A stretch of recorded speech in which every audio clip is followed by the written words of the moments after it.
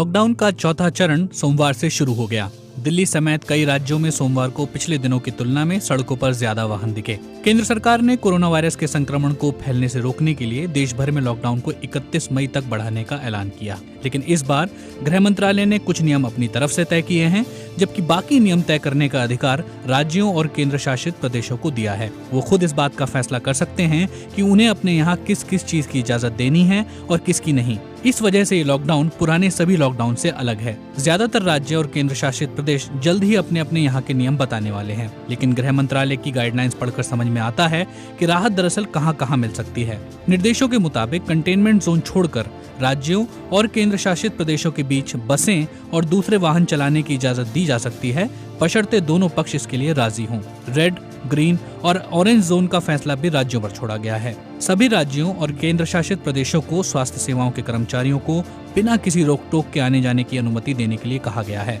सभी तरह का सामान ले जा रही गाड़ियों और खाली ट्रकों को एक राज्य से दूसरे राज्य में जाने की अनुमति देनी होगी। निर्देशों में ये भी कहा गया है कि जिन चीजों पर पाबंदी नहीं लगाई गई है वहाँ उनकी इजाजत होगी, जैसे कि गली मोहल्लों की दुकानें भी खुल सकती हैं। हालांकि राज्य और केंद्र शासित प्रदेश अपने यहाँ के हालात का जायजा लेते हुए अलग अलग जोन में कुछ खास गतिविधियों पर रोक लगा सकते हैं। कंटेनमेंट जोन में सिर्फ जरूरी चीजों के लिए आवाजाही की इजाजत होगी और बाकी गतिविधियों पर रोक रहेगी। सीधे शब्दों में अगर पूछा जाए कि आज से किन चीजों की इजाजत होगी और किसकी नहीं, तो कुछ इस तरह से समझा जा सकता है।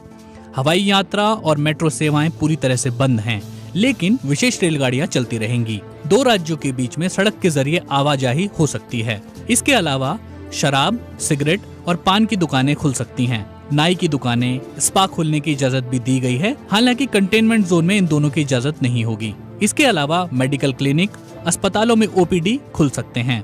ऑटो टैक्सी भी खुलने की इजाजत दी गई है। तीनों जोन में ऑटो और टैक्सी दोनों में एक ड्राइवर के अलावा एक ही सवारी बैठ सकती है। अब बात 4 पहिया वाहन की। कारों में सफर करते वक्त लोगों को एक ड्राइवर और 2 सवारी बैठने की इजाजत दी गई है। दोपहिया की बात करें तो ग्रीन और ऑरेंज जोन में 2 लोग बैठ सकते हैं, लेकिन रेड जोन में सिर्फ एक ही व्यक्ति दोपहिया पर सवार हो सकता है। इसके अलावा स्टेडियम और स्पोर्ट्स कॉम्प्लेक्स खोल दिए गए हैं, लेकिन वहां दर्शकों के जाने की इजाजत नहीं होगी। इंटर और इंट्रा डिस्ट्रिक्ट बसें भी शुरू हो जाएंगी। शहरी उद्योग शुरू हो सकते हैं, कंस्ट्रक्शन साइट शुरू हो सकती हैं। इसके अलावा शहरी इलाकों में दुकानें खुल सकती हैं। ई कॉमर्स के जरिए असेंशियल गुड्स का कारोबार हो सकता है। ई कॉमर्स के जरिए ही नॉन असेंशियल गुड्स की इजाजत भी दी गई है। घरेलू सेवाओं में लगे लोग अब आपके घरों में आ सकते हैं और काम कर सकते हैं। कृषि गतिविधियों की इजाजत पहले से है। बैंक और वित्तीय सेवाओं की इजाजत पहले से है। कुरियर और पोस्टल सेवाएं जारी हैं और सामान ले जाने वाले ट्रक भी अब आवाजाही कर रहे हैं। जिन चीजों पर पूरी तरह से पाबंदी है उनमें आप शैक्षणिक संस्थानों, होटल, सिनेमा, मॉल, रेस्तरां